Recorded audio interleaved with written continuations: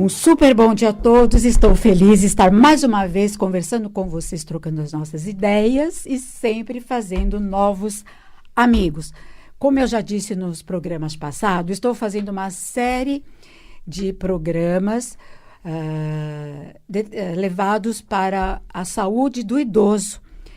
E hoje eu convidei uma pessoa muito especial, pelo menos para mim, um grande amigo, que eu considero assim grande amigo em todos os sentidos, como profissional e pessoal, que vai falar. Ele é médico, homeopata, ortomolecular, nutrólogo, escritor, e vai falar como envelhecer sem ficar velho. Ele fala muito, é uma frase que ele costuma falar sempre: deixe o remédio ser o seu alimento e o seu alimento ser o seu remédio. Como vai, doutor Celso? Muito bem, Beth. Primeiramente, eu fico muito honrado, né, de ser seu amigo, de você me considerar como seu amigo, porque a recíproca é verdadeira. Obrigada, né? doutor E Celso. é um imenso prazer estar de volta aqui com você. E essa frase, na realidade, do remédio e do alimento, não é minha, é do Hipócrates, né? É do pai da medicina. Aí a gente vê que a gente não inventou muita coisa, né, Beth, do que já os antigos, os gregos, já sabiam, né? Sem dúvida, sem dúvida. Celso, a nutrição tem sido assim uma ciência que mais tem se desenvolvido, né? Você concorda com isso? Eu concordo, assim, na coisa das filigranas, né? Porque, na realidade, o que a gente vinha conversando, né? Aqui no Brasil, principalmente, desaprendeu-se a comer. Então, aquelas coisas que eu falo assim, que de dieta ninguém sabe nada, e muito menos eu. Pelo menos parece que dieta nenhuma funciona. Nenhuma, né? Funciona, entendeu? É só para, no meu entender, para elevar o ego de quem está fazendo e, de uma certa maneira, escravizar as pessoas, não é? A gente vive no mundo de liberdade e, apesar disso, a gente escolhe ser escravo dessas coisas todas. Quando, no nosso tempo, aquelas coisas que a gente comia, né, do arroz e feijão, um bife, uma batata frita, na quinta-feira macarrão, e aí por dentro... Aquela comida da vovó, né? Da vovó. Na realidade, se você for ver na Europa, isso ocorre ainda, não é? Eles comem, você vê lá, os caras comem muito bem, porque eles mantêm essa tradição toda e não são obesos. É a tal da dieta mediterrânea? A dieta mediterrânea, mas eu já falei isso uma vez aqui no seu programa, que a nossa alimentação, não vou chamar de dieta, como era antigamente, era tão boa ou até melhor que a própria mediterrânea. Aí, por surpresa minha, um tempo depois, vendo a TV Cultura, o pessoal de uma universidade, não lembro qual foi, fez um trabalho mostrando exatamente isso, como se comia antigamente, é igual ou tão melhor que a própria mediterrânea, Beth. Então, a alimentação é fundamental para o ser humano. Eu brinco assim, né? É o cálcio, magnésio, zinco, né? Tijolo, cimento e argamassa, por exemplo. Que são as coisas que vão constituir o organismo. Arroz, feijão. Uma proteína, uma salada, uma verdura cozida, uma fruta, entendeu? E uma sobremesa. Bem alimentado. Muito bem alimentado. Uma sobremesa, um doce, por exemplo. Porque à luz da medicina chinesa, o doce é um sabor indispensável para a vida. Por exemplo, agrada o baço pâncreas. Então, a carne, por exemplo, também agrada o baço pâncreas, que eles falam, não é? Se você deixa de comer carne, por exemplo, você vai querer doce para compensar. Então, os sabores são de suma importância para a saúde da pessoa.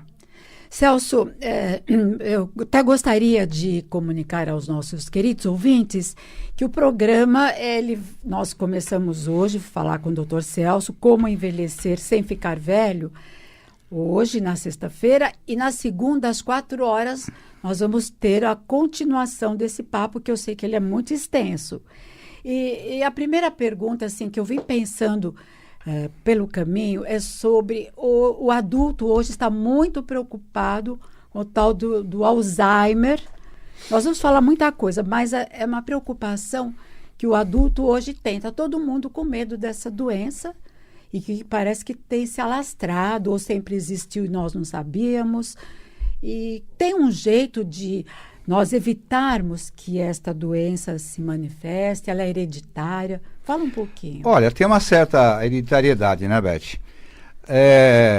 No Brasil, parece que o Alzheimer vai aumentar sobremaneira, né? Mais do que os outros países.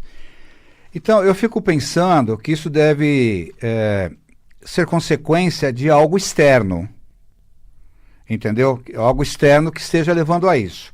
Muito provavelmente, talvez, nutrição, alimentação, os agrotóxicos, que são usados de uma maneira desmesurada, não é? Alguns até proibidos em outros países. Então, eu acho que tem alguma causa externa nessa coisa toda. Por exemplo. O alumínio, por exemplo, metal pesado. Metal pesado. Metal Quer pesado. dizer, cozinhar em panela de alumínio tem que descartar. Tem que descartar. Ó, de alumínio, né? Mesmo de ferro tem que descartar. Também, né? O próprio barro também. Ué, mas vamos cozinhar como? Com aço inox. Ah, sim, é o melhor. Né? É assim, tenho agora um material que o pessoal chama de aço cirúrgico, que acaba sendo melhor que tudo. Que não desprende nada. Né? Então você pega o Teflon, por exemplo, mesmo... Ele desprende. Ele desprende, mesmo estando íntegro. E a cerâmica? A cerâmica também acaba desprendendo alguns minerais tóxicos para o organismo, né? Que se não me engano, chumbo. Os pesados, né? Metal pesado. Metal pesado. Eu falo assim que eu tenho mais medo do metal pesado do que uma bactéria, por exemplo. Porque primeiro que ele deposita em tecidos nobres. Cérebro, rim, bexiga, pâncreas, não é? E é difícil, não é que é difícil, demanda estratégias para eliminá-lo. Agora, até chegar à conclusão que é metal pesado, é muito raro se fazer esse diagnóstico. A não ser que a pessoa tenha alguma noção da estratégia de ortomolecular e se vale de alguns exames, por exemplo, o exame de cabelo mineralograma capilar, né? Da mesma maneira que o pessoal hoje idosa droga no cabelo, tanto é que você vê para revalidar a carta aí dos motoristas, não é? Sim. Profissionais estão fazendo isso para ver se tem uso de droga. O metal pesado acusa ali também. Então, veja só, até chegar nisso, a pessoa sofre muito. E aí predispõe também praticamente todos os tipos de doença. O alumínio está relacionado particularmente com Alzheimer. Entendeu? Então, desculpa eu te cortar, doutor Celso, mas tem algo a ver com o emocional? Por exemplo, o idoso de 70 anos, 75, se ele tem algum choque emocional, ele pode desencadear o Alzheimer? Pode, pode.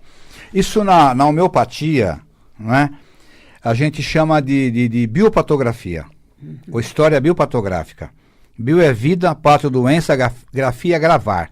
Faz o que acontece, marcam e fazem adoecer a vida. Ah, sim.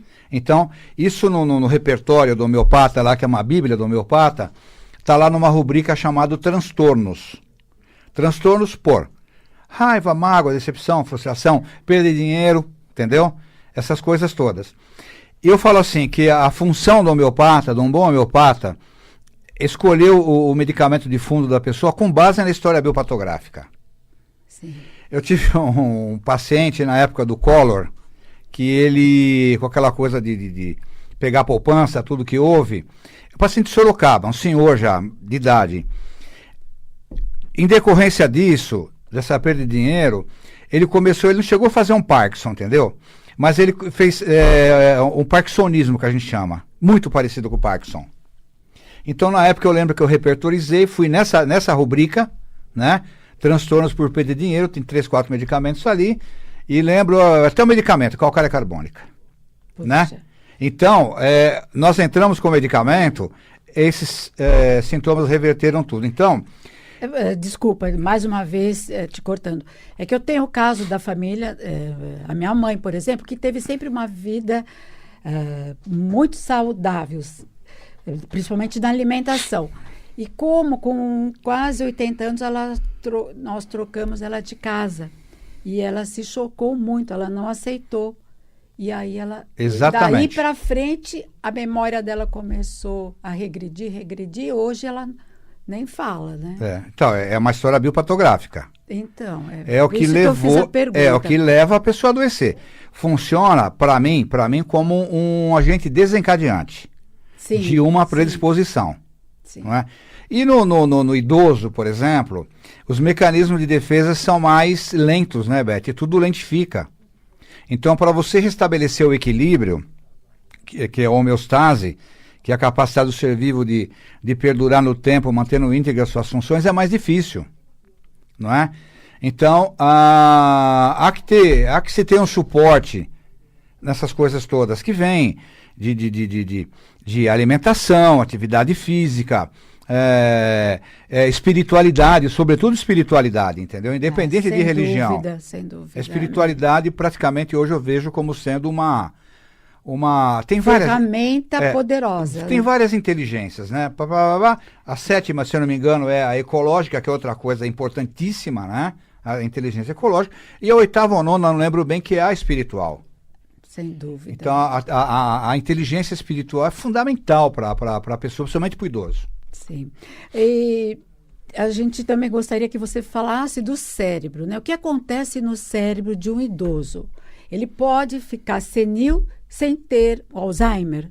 Pode. São coisas diferentes? Pode. Aliás, Beth, o diagnóstico de Alzheimer é dificílimo. Ah, é? É dificílimo, porque ele se confunde muito com arteriosclerose. Entendeu? Com má circulação de cérebro. Então, tem que ter muita perspicácia, porque é um diagnóstico clínico. Você pode fazer algumas dosagens, ressonância magnética, tudo, mas a perspicácia mesmo é do médico, né? Para perceber. E qual a diferença? Assim? É muito semelhante? Tem sutilezas, né? Por exemplo, na arteriosclerose, normalmente a pessoa perde a memória recente, mas guarda a memória antiga, né? Entendeu? Isso. Então, o Alzheimer já é um pouco diferente, né? É mais complicado. A pessoa pode... ela vai progredindo no sentido de perder memória e até da fala, né? Vai comprometendo a fala. Depende da área que pega, do cérebro, sim. entendeu? Porque, na realidade, é um comprometimento diferente um pega mais pela arteriosclerose, que acaba entupindo. Outro é pela produção de algumas proteínas chamadas beta-amiloide, que destrói mesmo algumas áreas cerebrais, compromete a área cerebral, né? Então, a sutileza de perceber, é o médico que percebe isso. Sim. Mas... Agora, tem muito Alzheimer, sim. o pessoal rotula como Alzheimer, que acaba sendo uma arteriosclerose, né? Ou uma demência senil. Entendeu? Uma demência senil. Agora, desafiar o cérebro. O idoso, é importante que ele desafie o cérebro dele diariamente, tipo palavras cruzadas. Posso ser sincero? Eu não acredito nisso. Não acredito. O que isso vá, de alguma maneira, impedir o desenvolvimento do Alzheimer. O que existe no cérebro é um processo de recrutamento, que a gente chama, né? Você pega, por exemplo, você manda uma tropa para uma guerra, entendeu? Então tem as baixas dos soldados lá. O que o comando faz? Manda outros para substituir aquele, entendeu? Mas nunca mais vai ser aquele, entendeu?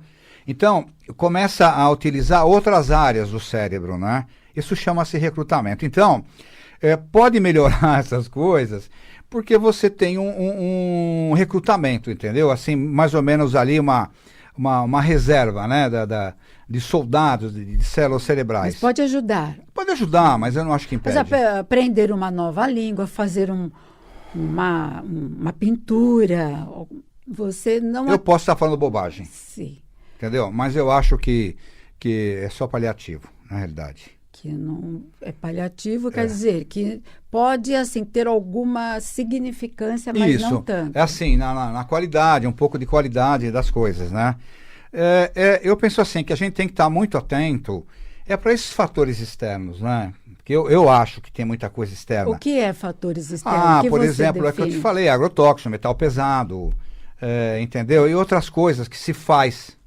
O ar, por exemplo. O ar...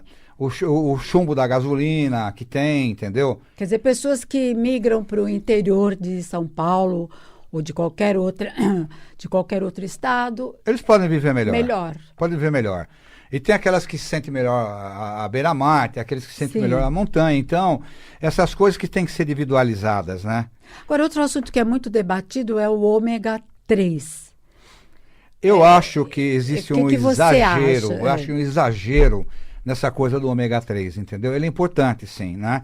Mas a gente vê que existe um desequilíbrio dos ômegas, entendeu? O 3, o 6, o 9, entendeu? Né? Então, há que se ter uma relação entre eles boa. Por exemplo, só para entender, você pega uma relação cálcio-magnésio.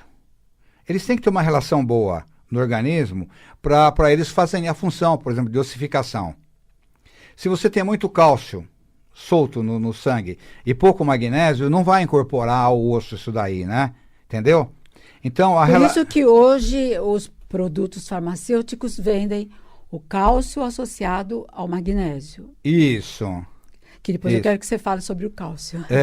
Então tem essas coisas todas, né? Há que se tomar cuidado com esses modismos todos.